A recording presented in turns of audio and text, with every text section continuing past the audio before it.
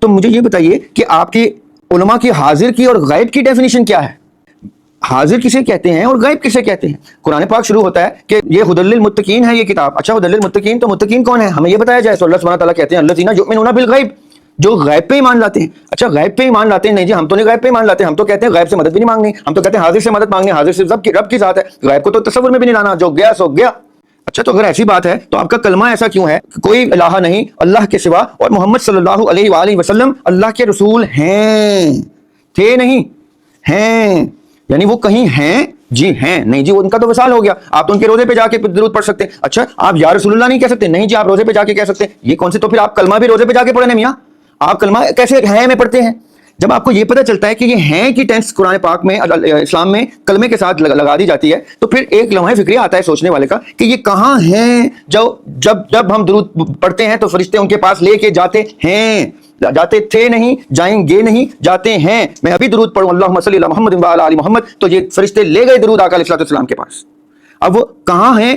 یہ الذین یؤمنون بالغیب ہے, یہ بھائی میرا ایمان ہے کہ وہ غیب میں ہیں, کہیں ہیں, میری نظر سے اوجھل ہیں, میری عقل سے اوجھل ہیں, میری سمجھ سے بالا ہیں, لیکن ماننا پڑے گا ہیں, ورنہ مجھے آگے قرآن پڑھنے کی ضرورت ہی نہیں, کیونکہ قرآن تو کہتا ہے یہ ہدایتی ان کے لیے ہے جو مانے کہ غیب ہے, اور غیب میں جو کچھ ہے پھر جو قرآن کہتے وہ ہے. اچھا جی ہے, اچھا پھر عیسیٰ علیہ السلام بھی ہیں, تو پھر عیسیٰ علیہ السلام بھی اگر ہیں اور موجود ہیں اور ان کو بقول اجماع امت کے کہ ان کو اللہ تعالیٰ نے ابھی تک وصال بھی نہیں دیا, تو اس کا مطلب ہے پھر تو میں یا عیسیٰ مدد بھی کہہ سکتا ہوں, کیونکہ وہ بھی کہیں موجود ہیں جیسے اللہ کہیں موجود ہیں جو ہمیں دکھائی نہیں دیتا. تو میرا اسکالر سے کوشچن ہے کہ میں یا عیسیٰ مدد کہہ سکتا ہوں میاں, تو کہیں گے نہیں نہیں آپ عیسیٰ مدد نہیں کہہ. ارے بھائی ابھی تو آپ کہتے ہیں کہ کوئی موجود ہو, حاضر بھلے نہ ہو, نظر بھلے نہ آئے, لیکن پتہ ہو کہ موجود ہو تو مدد مانگ سکتے ہیں. تو پھر جب درود بھیج سکتے ہیں تو یا محمد صلی اللہ علیہ وسلم مدد بھی کہہ سکتے ہیں, پھر یا عیسیٰ علیہ السلام مدد بھی کہہ سکتے ہیں, یا ادریس علیہ السلام مدد بھی کہہ سکتے ہیں, یا خضر علیہ السلام مدد بھی کہہ سکتے ہیں, یا مہدی علیہ السلام مدد بھی کہہ سکتے ہیں. تو پھر تو میں بہت سارے لوگوں کو مدد کے لیے بلا سکتا ہوں جو میری نظر سے اوجھل ہیں لیکن میرا ایمان ہے کہ وہ موجود ہیں.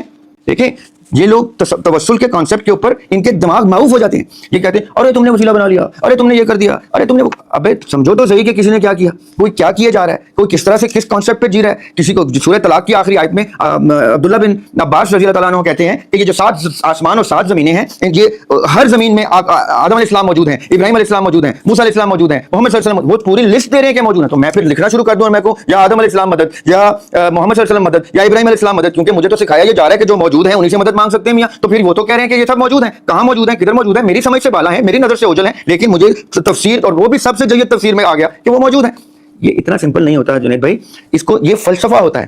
فلسفے کی سمجھ جو ہوتی ہے وہ علماء کے بس کی بات نہیں ہوتی ہے. فلسفی بھی اس میں چونک جاتے ہیں, فلسفی بھی رستہ بھٹک جاتے ہیں. علماء بیچارے تو علم ڈیپینڈنٹ ہوتے ہیں, جو علم ان کو تعلیم کی صورت میں میسر ہوتا ہے وہ اس کے عالم ہوتے ہیں. ایک لفظ ایک حرف ایک ہو جاتا ہے تو وہ اپنی جہالت نمایاں کرنا شروع کر دیتے ہیں.